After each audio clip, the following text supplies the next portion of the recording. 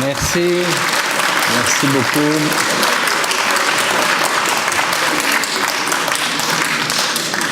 Merci. C'est notre avant-dernière conférence de ce cycle consacré à la Chine. Et vous le savez, il y aura ensuite 2 autres conférences qui sont consacrées à la problématique des défenses antimissiles. Après avoir donné la parole à divers experts venant de multiples horizons, de Chine, de Corée, des États-Unis, de Russie, prochainement d'Australie, nous sommes heureux d'accueillir aujourd'hui Ken Jimbo qui vient du Japon et qui va venir enrichir notre réflexion sur cette problématique chinoise. En 2013 déjà, l'ancien Premier ministre singapourien Lee Kuan Yew observait qu'au fond, il n'était pas possible de prétendre en considérant la Chine que c'était simplement un nouveau grand joueur, mais que c'était finalement le plus grand joueur qui allait définitivement peser sur la structuration de l'ordre international. Et de ce point de vue, je dis sur son épaule, le titre en anglais de la conférence de Ken Jimbo est sans doute meilleur que la traduction nous lui avions donnée, Power Transition or Order Transition, avec bien cette idée, est-ce que nous sommes dans une situation d'émergence, de développement de la Chine qui va s'inscrire dans l'ordre international, ou au contraire, est-ce qu'elle va complètement bouleverser cet ordre international? Alors Ken Jimbo va, je pense, répondre à la question qu'il pose lui-même. Il est professeur à l'université de Kyoto, au Japon. Il est membre de l'International Institute for Strategic Studies.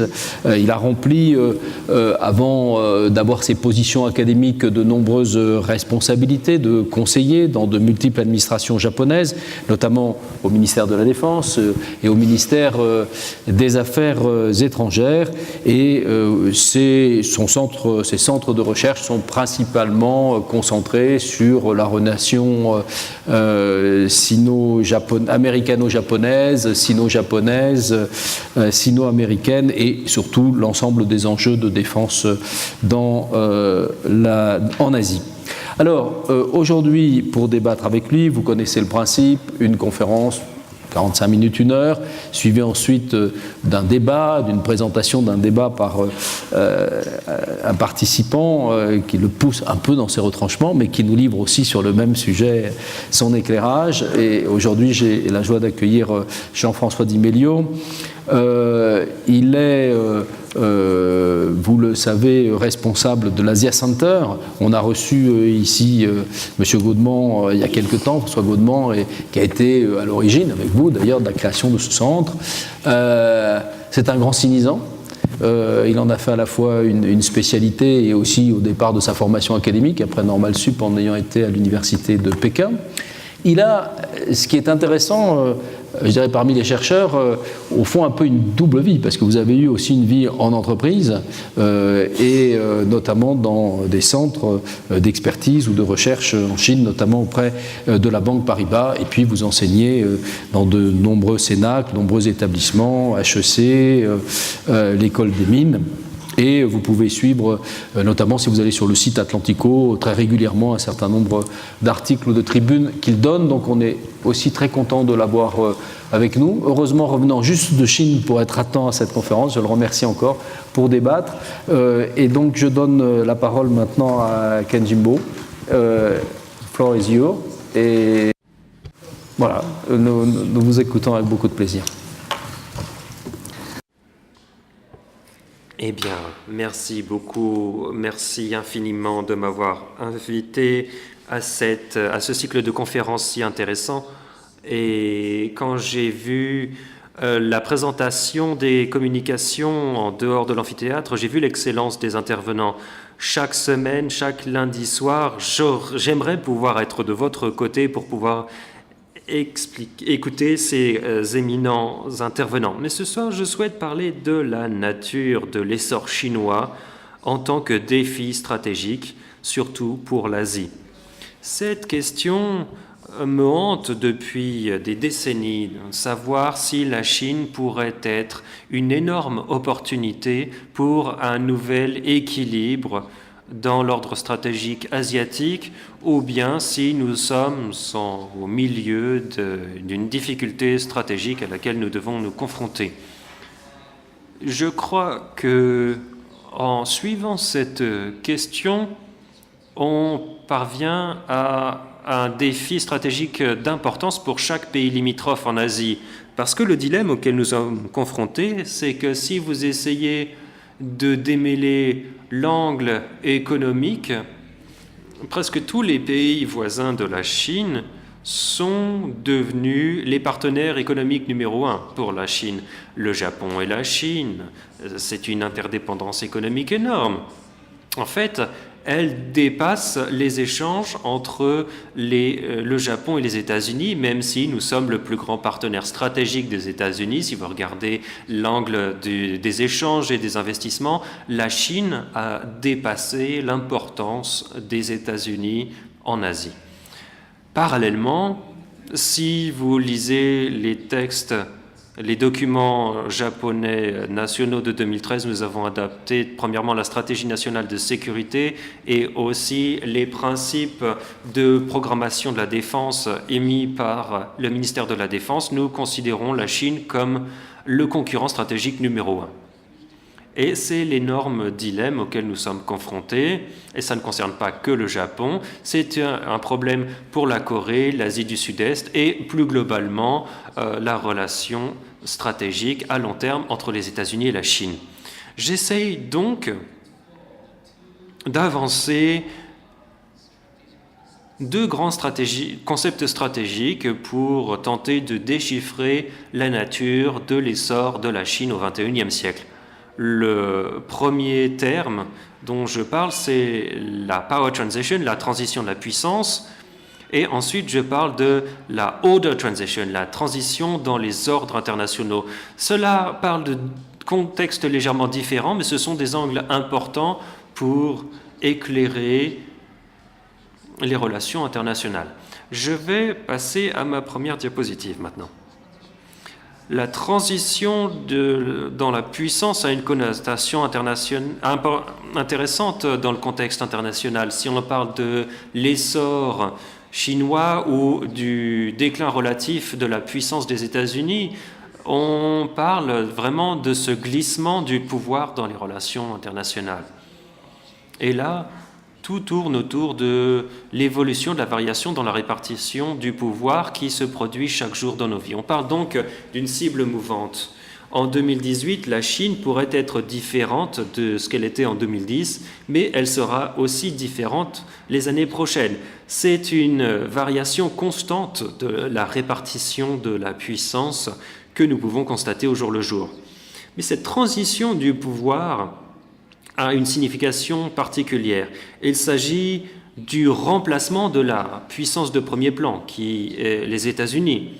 Savoir si la Chine pourrait dépasser les États-Unis du point de vue de la puissance économique, par exemple le PIB, ou bien la puissance militaire, par exemple les dépenses militaires et différents indices que l'on peut estimer qui permettent de juger de la puissance militaire. Et pourquoi faut-il se préoccuper tellement de cette notion ? Eh bien, je vais vous l'expliquer. Premièrement, il y a eu des enseignements historiques de la transition du pouvoir entre hégémon et challenger, pour ainsi dire, et cela évoque une concurrence sérieuse du point de vue de la sécurité entre ces deux. Et selon des universitaires réalistes comme Mearsheimer et Friedberg aux États-Unis, si vous essayez de retracer les enseignements historiques qu'on a pu tirer de cette transition du pouvoir, cette concurrence sérieuse du point de vue de la sécurité entre la Chine et les États-Unis pourrait être évitée. Et c'est l'une des propositions qui est en face de nous. Un livre récent écrit par Graham Allison, qui est un universitaire célèbre à Harvard, qui est directeur du centre de Belfast, du projet de Belfast Center sur les études de la transition du pouvoir, et il a écrit un livre qui s'appelle « Is it time for war » l'an dernier, « Est-ce l'heure de la guerre ?» Et dans ce livre, il évoque tous les arguments historiques de la transition du pouvoir et il reprend les 16 arguments, les 16 cas de transition de pouvoir. Étonnamment, vraiment, sur ces 16 cas, 12 cas se traduisent par une grande guerre entre la puissance hégémonique et le challenger. Et les cas où on a pu éviter la guerre, eh bien, on s'est retrouvé avec une transition fondamentale dans la répartition de l'intérêt public, y compris le système sécuritaire, les échanges, l'investissement et le système financier dans le monde. Ça veut dire qu'il y a une perspective assez morose liée à l'essor de la Chine et sa nature de challenger en Asie, avec ce genre d'études sur les transitions de pouvoir. Et ça, c'est le contexte macro permettant d'étudier la concurrence États-Unis-Chine. Mais je crois qu'il y a deux contre-arguments différents à cette vue assez simpliste des études sur la transition du pouvoir. Première contre-proposition, ce que l'on appelle l'improbabilité de la transition du pouvoir. Premièrement, personne ne voit vraiment que l'essor de l'économie chinoise pourrait être un processus linéaire ces prochaines décennies. Il y a tellement de dilemmes et de problématiques fondamentaux que l'on trouve dans le système économique chinois, qu'il soit financier ou bien dans l'immobilier, et aussi le système de répartition, etc. Il y a tellement d'universitaires qui avancent que le projet économique va peut-être atteindre un certain apogée, et puis il y aura un processus d'atterrissage en douceur dans les années 2020-2030. On ne peut pas vraiment s'attendre à pouvoir projeter de façon linéaire la montée en puissance de la Chine, comme l'indiquent énormément d'études sur les transitions du pouvoir dans l'histoire. Ça, c'était le premier argument. Deuxièmement, on peut penser qu'il pourrait y avoir une croissance constante de l'économie chinoise, mais on ne peut pas vraiment y voir un rattrapage des États-Unis du point de vue militaire. Donc la Chine pourrait dépasser les États-Unis du point de vue économique, mais ça n'est pas possible de dépasser les États-Unis du point de vue militaire. Et dans tous ces ensembles de contre-arguments, on dit que la transition du pouvoir ne sera probablement pas un fait dans le contexte sino-américain. Ça, c'est une catégorie, une école de pensée. Deuxième école de pensée qui vient surtout des universitaires chinois, selon eux, cette fois, la Chine ne remet pas en question les États-Unis. Selon eux, on se développe, mais on voit la question de la transition pacifique plutôt que de la transition concurrentielle. Selon ces nombreux universitaires chinois, dans les années 2000, eh bien, on a développé ce concept de transition pacifique. Et puis, avec l'école libérale internationale, avec des professeurs comme John Ikenberry, ils nous ont appris que maintenant le système économique international fonctionne selon l'ordre libéral international. Donc l'essor chinois lui permet de s'intégrer dans le système international par le biais des échanges, et donc la Chine se développe sous le contexte de l'ordre libéral international. Donc si la Chine essayait de remettre en question la notion même d'ordre libéral, eh bien automatiquement cela voudrait dire que cela plafonnerait sa possibilité de continuer de se développer. Et donc, la théorie de la transition du pouvoir pourrait ne pas s'appliquer automatiquement au contexte sino-américain selon ces deux contre-arguments. Où se situe la réalité ? Je crois que si l'on se retourne sur les 2 dernières décennies de relations sino-américaines, on peut voir que la réalité est quelque part un point intermédiaire entre les perspectives moroses de la concurrence sino-américaine et les tendances positives de la relation sino-américaine et de ses évolutions. Si l'on regarde comment les États-Unis essayent de nouer le dialogue avec la Chine, il y a eu un aller-retour dans de nombreuses idées. Il y a 12-13 ans, sous l'administration Bush, les États-Unis ont adopté le concept de partie prenante responsable, responsible stakeholder. Et donc, c'était l'idée de Zelig, le vice-secrétaire à la Défense. Il fallait un dialogue, mais il fallait quelque chose de plus qu'un dialogue. Un dialogue, c'est un terme qui essaye d'incorporer la puissance chinoise dans le système international. Au début des années 90, la Chine était bien en dehors du système international après énormément de turbulences intérieures entre 89 et le milieu des années 90. Donc le gouvernement Clinton a essayé de nouer le dialogue avec la Chine en ouvrant la porte des États-Unis pour que la Chine fasse partie de grandes enceintes internationales. Elle a ouvert l'APEC, la coopération économique Asie-Pacifique et aussi l'OMC, ce qui a permis à la Chine de s'intégrer dans le système international tout en promouvant les réformes nationales grâce à cette participation au système international. Mais en 2005, si l'on essaie de revoir la Chine est devenue un pays plus mûr. C'est devenu un partenaire à un certain égard dans la lutte contre le terrorisme après le 11 septembre 2001. Et la Chine a essayé de faire en sorte que la Corée du Nord fasse partie de ces pourparlers six-partites pour essayer aussi de créer une stabilité en Asie du Nord-Est grâce à cette diplomatie active, et aussi elle a fait beaucoup d'investissements, ce qui a permis à la Chine de devenir un acteur international très mûr. La relation n'est donc plus qu'on a seulement le système international à l'américaine, on essaye de demander à la Chine de s'intégrer au processus. La Chine est devenue un acteur plus indépendant, et puis il faut avoir une relation en un pour essayer de co-créer, de créer conjointement un système international. Et c'est là qu'il faut demander cette responsabilité. Et c'est donc la signification de ce concept de partie prenante responsable en 2005. Mais ce qu'il s'est passé après 5-6 ans, en demandant à la Chine d'être une partie prenante responsable, eh bien, cela pose problème à beaucoup de responsables stratégiques américains. La Chine s'est plus affirmée, surtout dans le domaine maritime.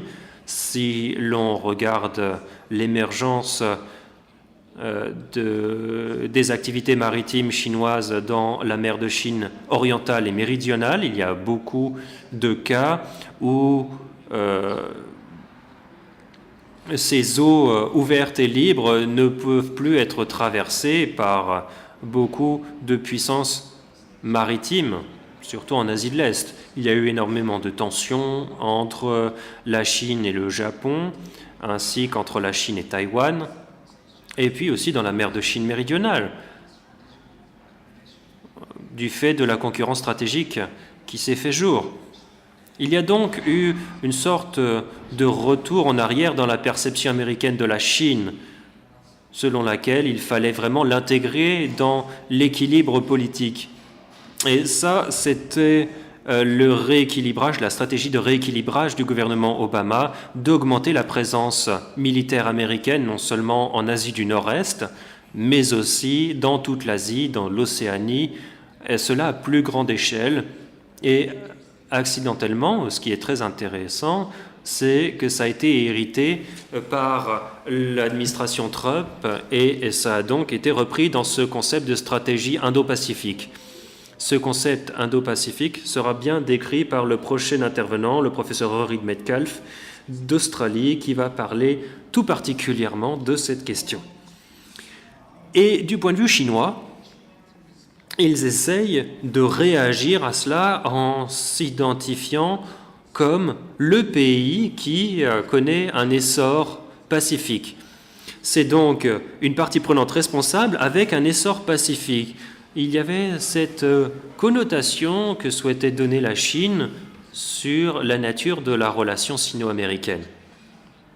Et puis la Chine est allée demander aux États-Unis d'accepter la nouvelle notion, ce qu'on appelle les nouveaux types de la relation de grande puissance entre les États-Unis et la Chine.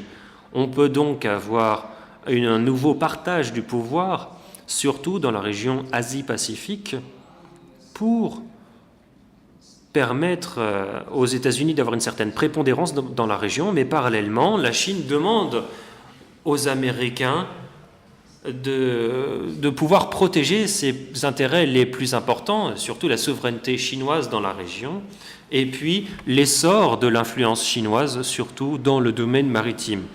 Et cela crée énormément de tensions, parce que les intérêts prépondérants de la Chine en sont venus à incorporer une certaine notion de leurs intérêts maritimes, et puis les intérêts taïwanais, qui représentent un dilemme fondamental dans l'acceptation de l'ordre régional. Et je crois donc que nous en sommes à une période où nous n'avons pas vraiment de composition clairement tranchée permettant de définir le statut actuel de la relation sino-américaine. C'est pour cela que je dis que nous en sommes encore à une période de cible mouvante et qu'il faut actualiser constamment notre caractérisation de la relation entre les États-Unis et la Chine. Avant d'approfondir les détails de la nature de l'essor chinois dans le contexte régional, il faut vraiment revoir le contexte international de ces dernières années. Le mot-clé que l'on voit, c'est le retour de la géopolitique, parce que depuis les années 90 jusqu'aux années 2000, la mondialisation se trouve partout, et ce que disaient les universitaires de l'époque sur la géopolitique est complètement obsolète. Nous en sommes maintenant dans un monde où l'on voit l'effondrement de la politique des grandes puissances et de la politique fondée sur la souveraineté. Il faut voir la nature globalisée des interactions entre les États. Mais autour de 2000, on a vu la réémergence de la Russie en tant qu'acteur affirmé, surtout en Europe et dans les régions voisines, les nations voisines. Et puis il y a l'Iran, l'accord nucléaire États-Unis-Iran. Il y a eu beaucoup de possibilités pour que l'Iran puisse devenir une grande puissance régionale. Et cela a vraiment remis en question la politique dans la péninsule arabique. Et puis, il y a aussi l'essor et l'importance de la Chine dans le contexte régional et international, et les États-Unis ont essayé de s'adapter avec cette nouvelle politique de l'équilibre des pouvoirs en adoptant le concept de rééquilibrage sous Obama et de la paix grâce à la force sous Trump. Ça, c'est peut-être la tendance que l'on peut constater. Deuxième tendance qui a l'air de contredire ce que j'ai évoqué jusqu'à présent, c'est ce que l'on appelle la récession géopolitique. Ça, c'est un terme utilisé par un consultant très célèbre, par Euroclear Group, sous l'égide de M. Bremer, qui publie chaque année une évaluation du risque dans le monde. Selon ce groupe, ces 3 dernières années, on a utilisé le terme de récession géopolitique pour caractériser les tendances actuelles. Qu'est-ce que c'est que cette récession géopolitique ? Qu'est-ce que cela veut dire, même si j'ai parlé du retour de la géopolitique comme tendance de fond ? Il s'agit du revers de la médaille, si l'on essaye de voir les choses du point de vue américain et des alliés des États-Unis, on peut avoir des idées différentes quant à la revanche géopolitique que je viens de décrire. Imaginez ce qu'il s'est passé il y a environ 10 ans, entre 2005 et 2008. La relation américano-japonaise ou américano-coréenne en Asie, ou bien l'engagement mondial On envoie les forces d'autodéfense maritime, presque comme notre marine, dans l'océan Indien pour soutenir les forces de la coalition en Afghanistan. On a aussi envoyé les forces d'autodéfense terrestre en Irak pour mener un processus de reconstruction humanitaire après la guerre d'Irak. Et nous sommes aussi devenus membres de l'opération anti-piraterie dans le golfe d'Aden. Et ça, cela fait partie de notre participation aux alliances mondiales autour des années 2000. Ça, c'est ce que l'on a constaté il y a une dizaine d'années. Dans le contexte sécuritaire européen, pas mal de pays européens étudient aussi le contexte plus mondial. En 2005, l'OTAN parlait d'un OTAN mondial. Comment ouvrir la porte au monde par des questions de force de réaction de l'OTAN, et l'OTAN lançait un dialogue stratégique en Afrique du Nord avec les États méditerranéens, la Turquie, aussi les pays du Proche-Orient, savoir comment gérer la Russie dans différents contextes. Mais ça, c'était il y a 10 ans. Aujourd'hui, l'Europe, sous la pression de 3 facteurs fondamentaux, l'un est bien sûr la réémergence d'une Russie qui s'affirme, et puis ensuite les flux massifs de réfugiés à cause de la crise en Syrie et d'Afrique du Nord, et puis enfin le fait que les villes européennes sont touchées par l'essor du terrorisme. En comparant la situation entre maintenant et il y a 10 ans, les deux régions, l'Asie et l'Europe, se sont beaucoup plus refermées sur le contexte régional si l'on voit leur politique sécuritaire. Si moi j'avais été devant vous il y a 10 ans, j'aurais peut-être parlé de l'expansion de l'alliance américano-japonaise et de la politique de défense japonaise sur un axe linéaire. On parlait de la normalisation du Japon. Nous avons commencé notre histoire depuis 1945 avec un type de défense très territoriale, très confiné au territoire japonais, et puis nous nous sommes de plus en plus impliqués dans les affaires régionales grâce à des opérations de maintien de la paix et des contributions aux forces internationales, et puis on parlait vraiment d'un engagement mondial. Ça, c'était l'histoire probablement jusqu'en 2005-2008. Mais du fait de l'essor chinois, tout cela a été vraiment détourné par les développements nucléaires et dans le domaine des missiles intercontinentaux de la Corée du Nord. Et il faut que nous concentrions nos investissements de moyens en Asie du Nord-Est. Donc géographiquement, notre point de vue s'est rétréci. C'est un peu comme en Europe. En 2005, si vous regardez la stratégie nationale de défense du Royaume-Uni, le premier paragraphe disait que il n'y a pas de défi fondamental pour la sécurité nationale britannique, et cela permettait au Royaume-Uni d'être engagé internationalement. Et c'était un peu comme l'OTAN, il y a eu un certain repli sur soi dans les pays. Donc on peut parler de cette récession géopolitique. La géographie de la sécurité s'est rétrécie dans chacune des régions, et cela a donc créé un énorme vide stratégique sur le continent eurasiatique, parce que l'emprise du continent eurasiatique n'a pas été aussi ferme qu'auparavant, et cela a créé une énorme opportunité pour la Chine et la Russie pour plus participer sur le continent eurasiatique sous le nom de la nouvelle route de la soie, et aussi l'initiative économique eurasiatique. Voilà donc quelles sont les grandes méga-tendances que l'on peut constater du point de vue géopolitique et géoéconomique dans le monde. Je vais maintenant axer mon propos sur le jeu de la Chine dans ces grandes tendances de fond. Premièrement, la transition du pouvoir. Pour parler de cette transition du pouvoir, l'une des approches que l'on peut suivre est d'étudier les chiffres. Il y aurait premièrement les chiffres du PIB, de l'économie, et puis ensuite les chiffres des dépenses militaires. Très rapidement, je vais vous décrire comment la Chine, où en est la Chine actuellement et là où elle va aller à l'avenir. Voilà le chiffre que notre équipe a calculé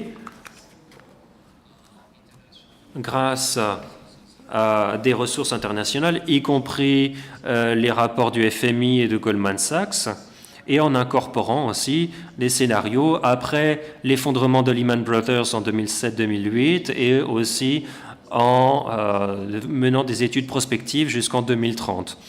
Ce graphique, voilà, c'est ce à quoi nous sommes parvenus pour l'instant.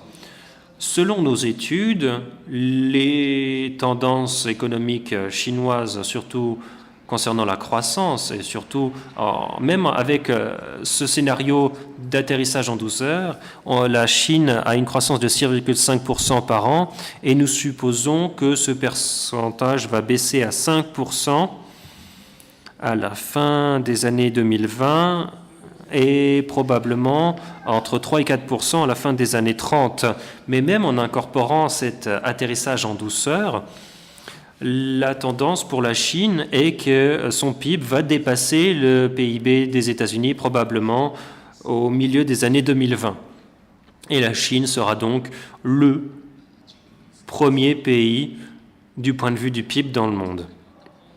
Si l'on parle de la transition de pouvoir, beaucoup se sont axés sur la relation entre la Chine et les États-Unis. Mais il ne faut pas non plus oublier qu'il y a différentes transitions de pouvoir en dehors de la relation sino-américaine. Et ça, c'est entre les puissances émergentes dans la région. L'une de ces puissances pourrait être l'Inde et l'autre pourrait être la Russie. Donc je vais faire un zoom en avant pour me concentrer sur les relations entre les puissances intermédiaires et les puissances émergentes. Et dans la répartition du pouvoir en Asie-Pacifique, autour des années 2010, on voit clairement que le Japon était la puissance économique dominante, hormis la Chine. Si on la comparait aux États émergents comme l'Inde, la Corée, l'Australie et Taïwan. Mais autour des années 2020, on peut voir que l'Inde et les 6 pays de l'ASEAN, en tant que bloc économique, la Russie, eh bien, selon la tendance, ils vont dépasser le PIB japonais. Ça n'est pas simplement une question de Chine et États-Unis, où l'on va voir une transition du pouvoir. Il y a tellement de transitions de pouvoir qui ont cours en Asie-Pacifique. Les chiffres auxquels nous sommes parvenus sont tout à fait complexes dans la région. Ça, c'est le premier facteur. Deuxièmement, comment cela pourrait-il se traduire dans le domaine stratégique, sécuritaire et militaire? Comme je l'ai dit au départ, la Chine pourrait dépasser les États-Unis dans le domaine économique, mais pas dans le domaine militaire. Regardez les chiffres. Les dépenses militaires en 2009. Et ça, c'était il y a environ 9 ans. Les États-Unis étaient la puissance dominante et le sont restés. Dans le domaine sécuritaire, il y a eu un essor chinois, mais elle est très, très loin de dépasser les États-Unis. Le chiffre américain des défenses américaines est presque égal à l'ensemble des dépenses militaires combinées du reste du monde. Cela montre vraiment la prédominance de ce chiffre américain dans le domaine des dépenses militaires mondiales. Et j'ai essayé de calculer, en gros,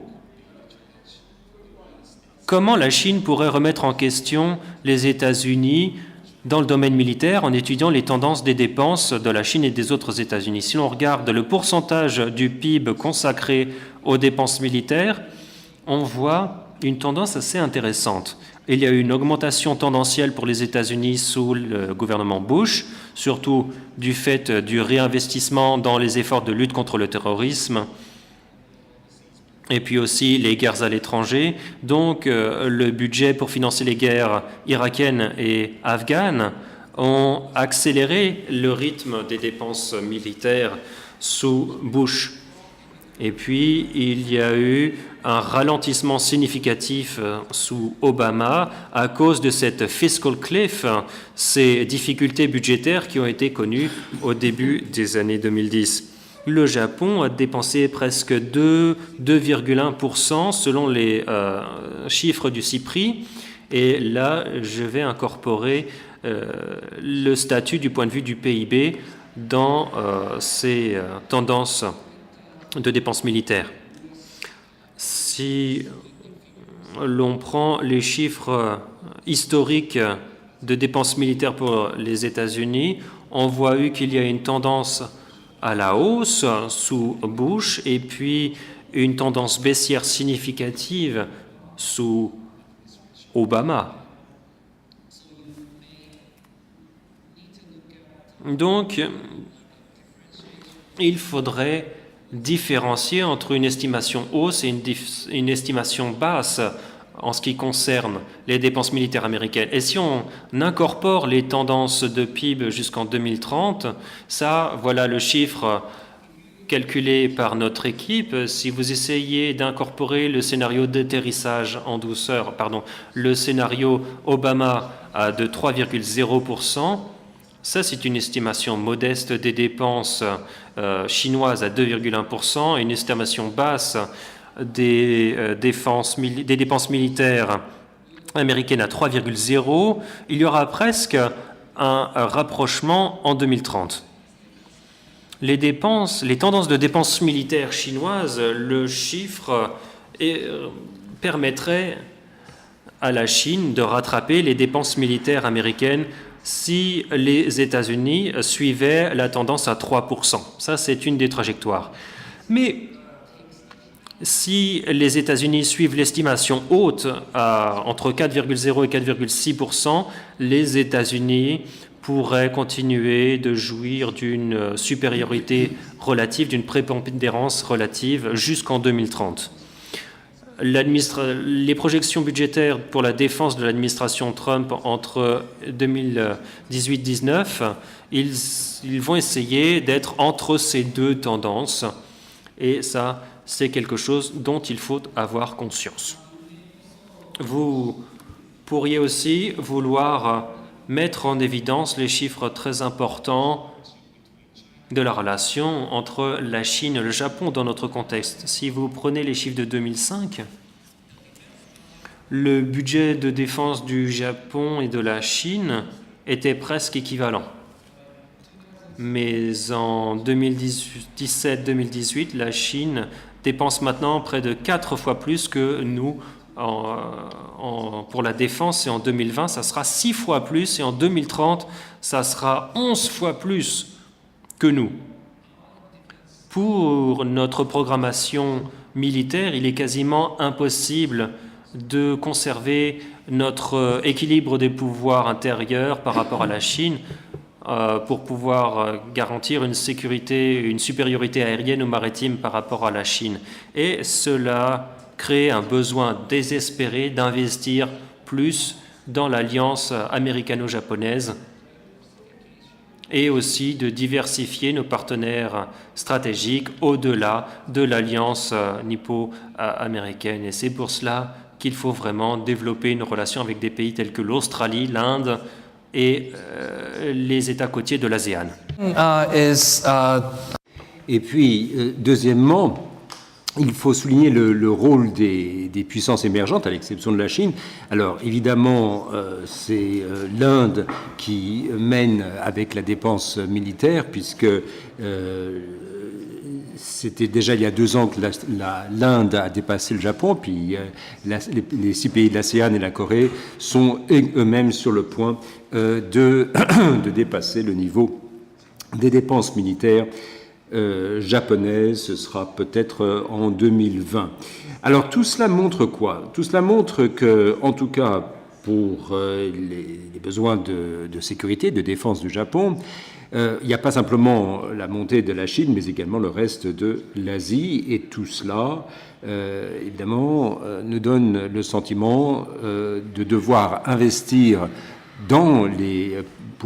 des puissances émergentes pour élargir en quelque sorte notre portefeuille stratégique pour contrer en fait la menace chinoise. Ces chiffres, évidemment, se traduisent en termes de capacité militaire, hein, du matériel militaire dont dispose la Chine. Il y a notamment des avions de chasse de 4e génération, il y a notamment des destroyers, des frégates dans la marine, et puis également vous avez des sous-marins de nouvelle génération. Et pourquoi ces chiffres et ces éléments sont-ils si importants? Eh bien, si vous comparez les chiffres de supériorité aérienne par rapport au Japon et à Taïwan notamment, on voit qu'avant l'an 2000, où il était finalement assez facile pour les forces aériennes de Taïwan et japonaises d'assurer une suprématie aérienne par rapport à la Chine. La Chine dispose de beaucoup d'aéronefs, de beaucoup d'avions de chasse, mais c'était des avions de chasse de l'ancienne génération. Mais maintenant, depuis l'an 2000, la Chine investit beaucoup dans ces avions de chasse de 4e génération, notamment les J-10 et les Su-30 et les J-15. Et tout cela a amené la Chine à renverser en quelque sorte l'équilibre des forces aériennes dans les détroits de Formose et dans la mer de Chine orientale. Et la Chine a dépassé les forces aériennes en 2009, en 2004.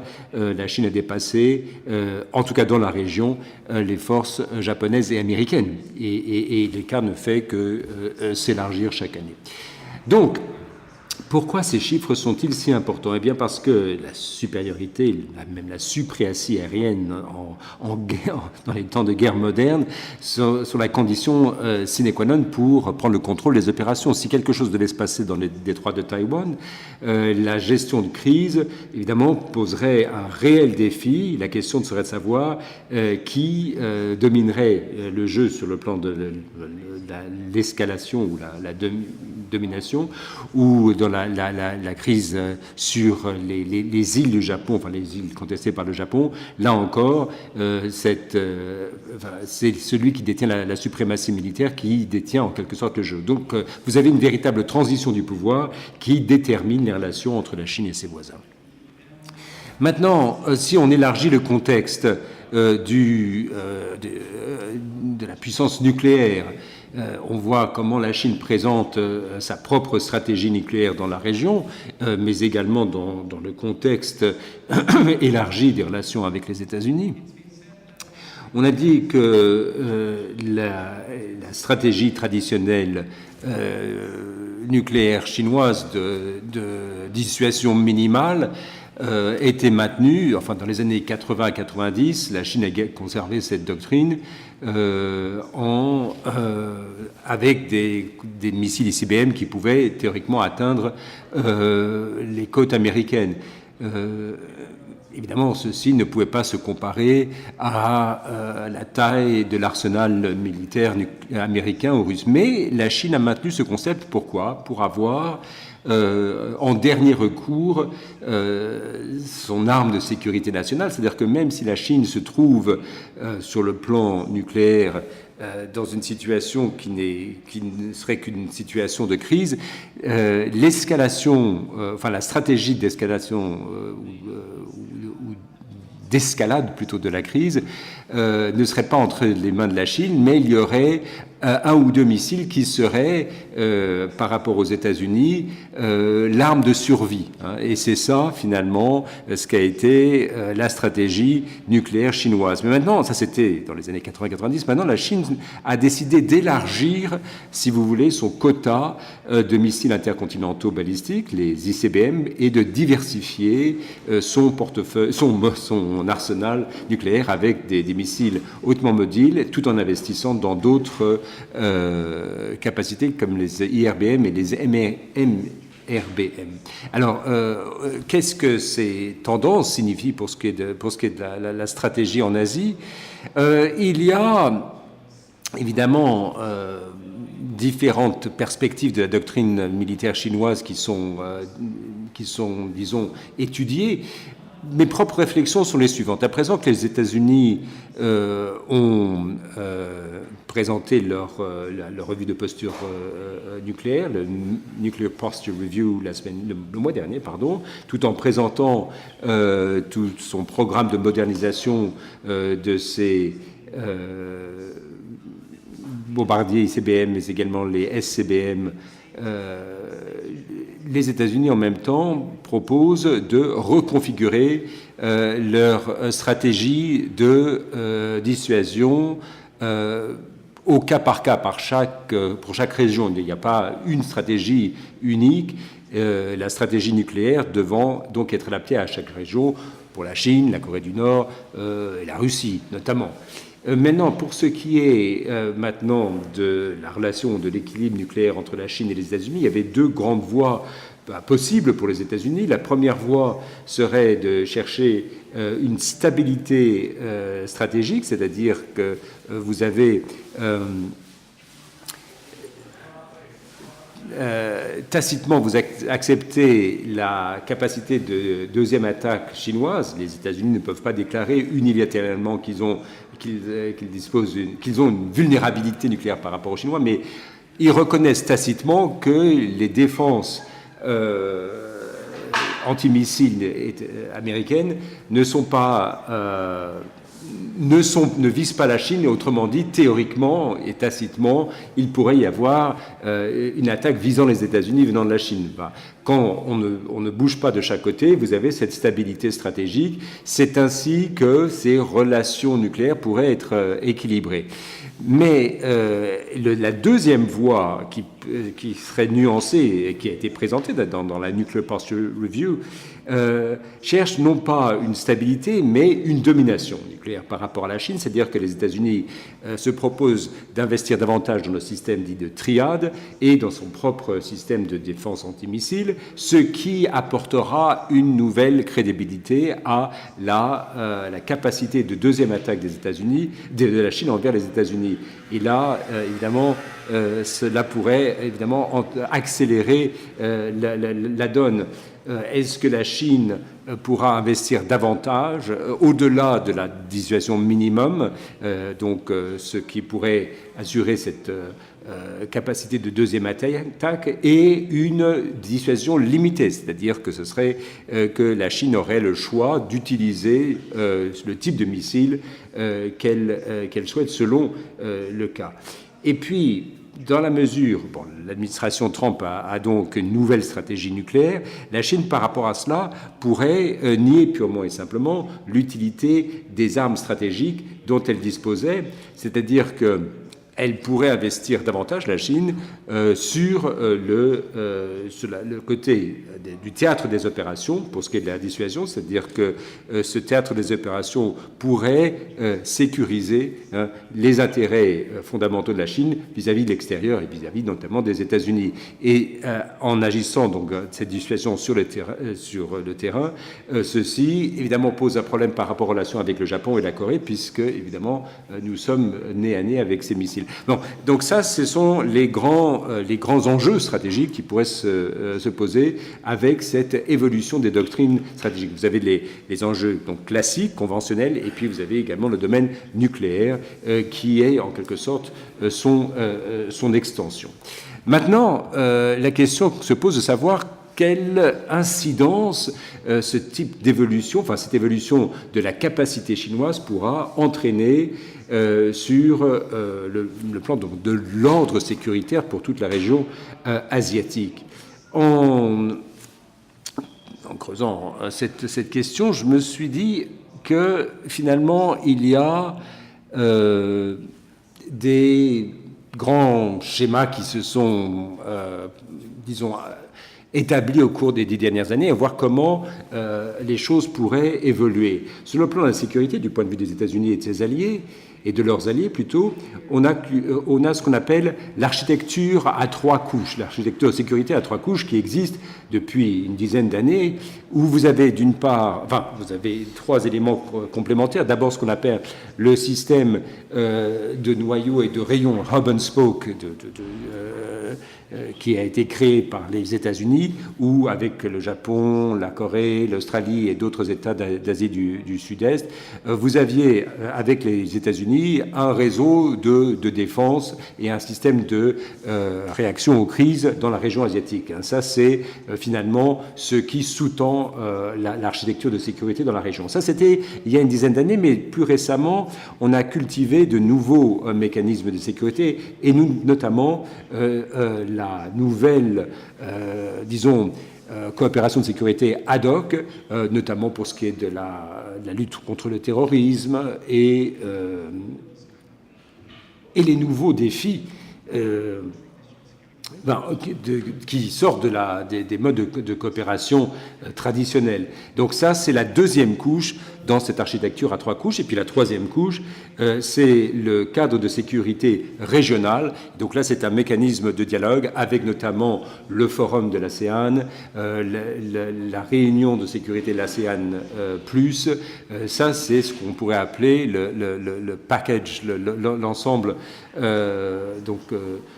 au niveau diplomatique de l'articulation de cette architecture de sécurité. Mais la Chine en fait partie. La Chine fait partie de l'ARF. La Chine et donc vous avez en fait la Chine qui est présente également sur la première couche et la deuxième. Et ce que la Chine essaie de faire, c'est de faire en sorte que ce système à 3 couches réintègre la Chine. D'abord, vous avez pour elle tout ce qui concerne le système anti-accès et interdiction d'accès et le A2AD. On sait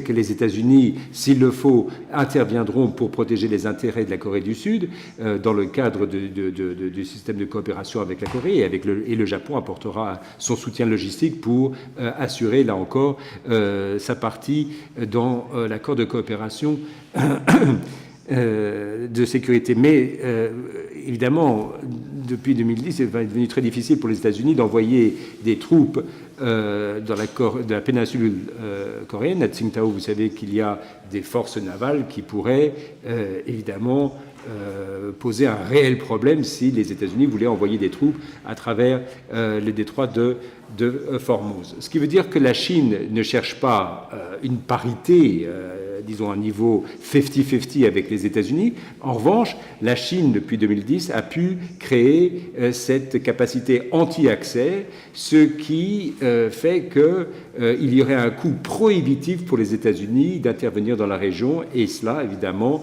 change la donne stratégique. Ça, c'est la première partie de sa démarche. La deuxième partie, c'est l'approche de diviser pour régner. Il y a une offensive de charme jetée par la Chine à l'intention des Philippines, du Vietnam, d'autres pays de la région.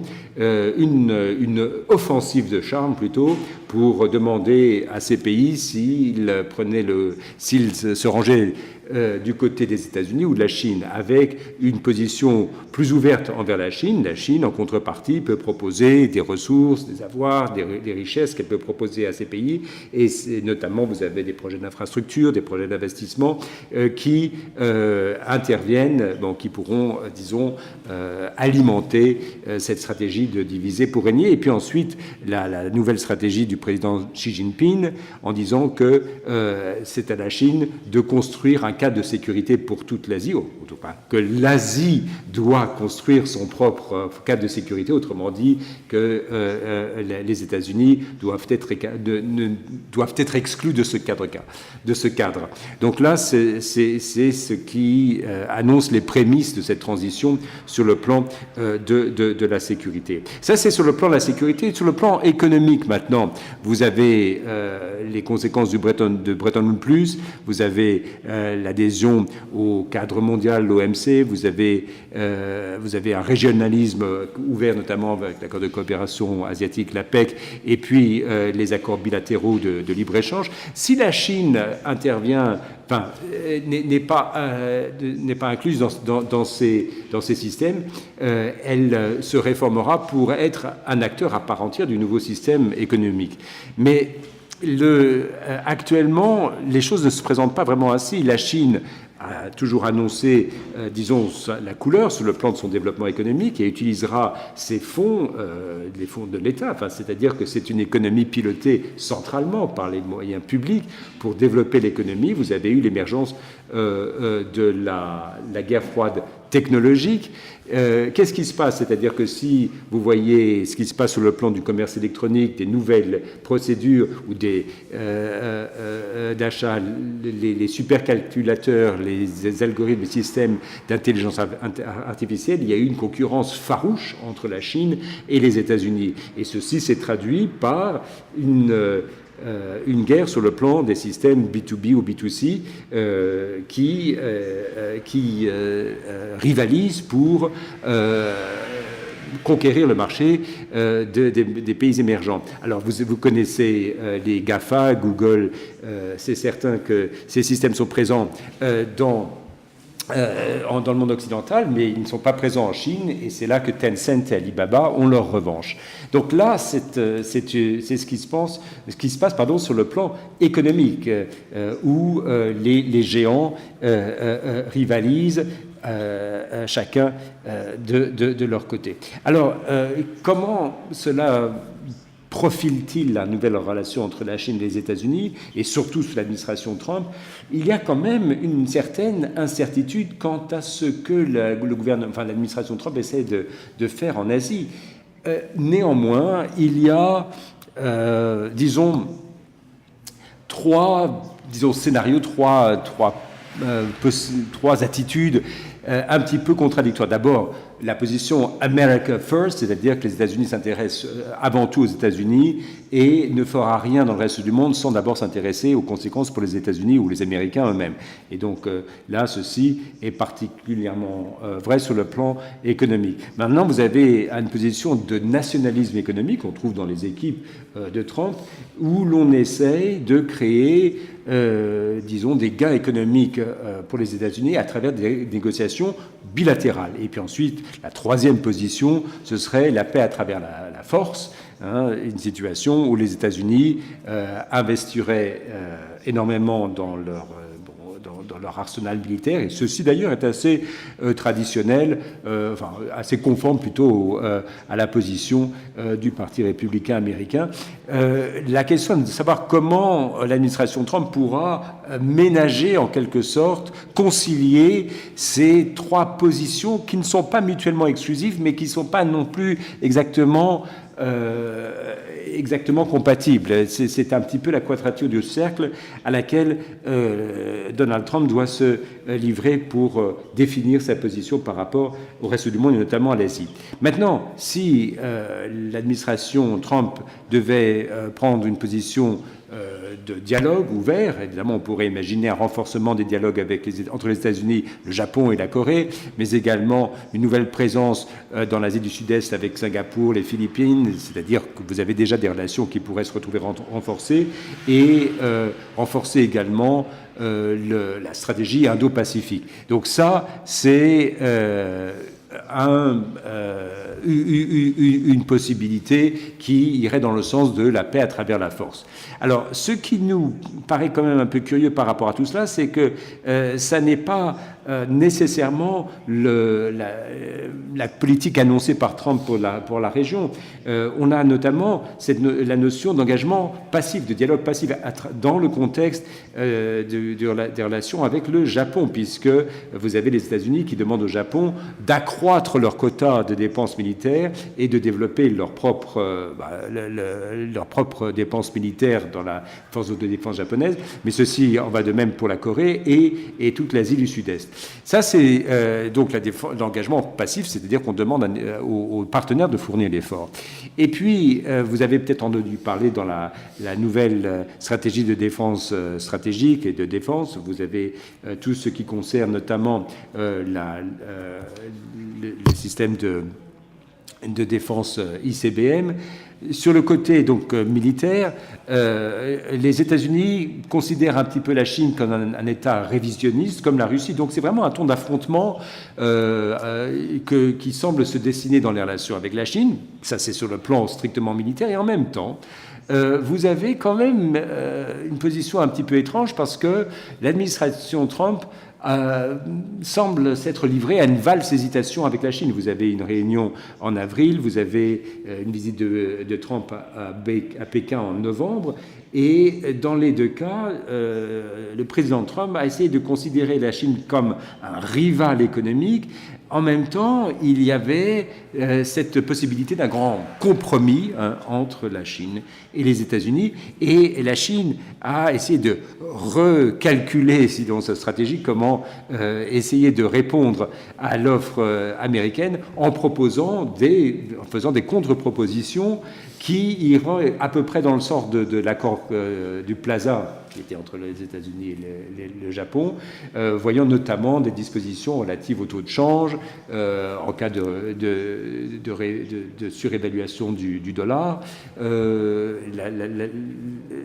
Et là, la Chine joue bien entendu un rôle critique, pas simplement sur le plan économique, mais également dans les relations très compliquées avec la Corée du Nord, situation dans laquelle la Chine demandera aux États-Unis de respecter, là encore, ses intérêts prépondérants, notamment pour ce qui concerne Taïwan et les mers de Chine méridionale. Alors, ça, c'est une donne qui se profile également, ce scénario d'un grand compromis. Et là, du coup, on n'est plus du tout dans l'affrontement. Les États-Unis voient d'un autre œil leur relation avec la Chine. Et là, on ne peut pas s'appuyer sur le rapport de stratégie comme définissant de manière incontournable à la politique américaine, parce que dans les relations, enfin dans la stratégie telle qu'elle semble se dessiner, toutes les voies sont encore possibles. Et puis, dans le contexte mondial, il faut voir que la Chine se développe avec sa nouvelle route de la soie, ses relations avec les nouvelles grandes régions que sont pour la Chine, l'Asie, l'Europe et l'Afrique. Et puis, dans le contexte régional, il faut voir que on parle d'une stratégie libre et ouverte indo-pacifique. Il y avait déjà une proposition dans ce sens-là en 2007, à l'époque où le Premier ministre japonais Shinzo Abe avait lui-même proposé un couloir entre le Japon, l'Inde, les États-Unis et l'Australie. C'était donc il y a une dizaine d'années, et il y a 10 ans, cette proposition venant du Japon avait été essentiellement rejetée par l'Australie et l'Inde. Pourquoi ? Parce que ces deux pays n'étaient simplement pas prêts à considérer la Chine comme un concurrent stratégique. L'Australie et l'Inde étant impliqués dans une relation, un dialogue très intense avec la Chine. Maintenant, c'est un peu une nouvelle donne qui se dessine à nouveau autour de ce concept Indo-Pacifique. On pourrait l'appeler le concept Indo-Pacifique 2.0. Ce qui a déclenché tout cela, c'est un petit peu l'adoption par l'administration Trump de sa nouvelle stratégie stratégique, où vous avez un certain nombre d'initiatives qui sont menées dans ce nouveau concept Indo-Pacifique. Vous avez la Chine à côté, mais d'autre part l'Australie et l'Inde qui, disons, s'accommodent de ce nouveau concept. Donc, quand on voit où vont les relations, vous avez différents concepts qui rivalisent. La nouvelle route de la soie sera-t-elle finalement une porte ouverte à la collaboration à la coopération avec les autres régions, ou bien à la concurrence avec les autres régions? On pourrait se dire que les pays de la région pourraient développer leur propre mode de connectivité avec le reste du monde, notamment l'Europe et l'Afrique, et les relations avec les États-Unis, notamment dans les détroits de Malacca, serait peut-être l'occasion de voir si, avec la montée de la Chine, les États-Unis pourraient tenir compte de cette nouvelle évolution. Je m'en tiendrai là et je vous propose de poursuivre la discussion.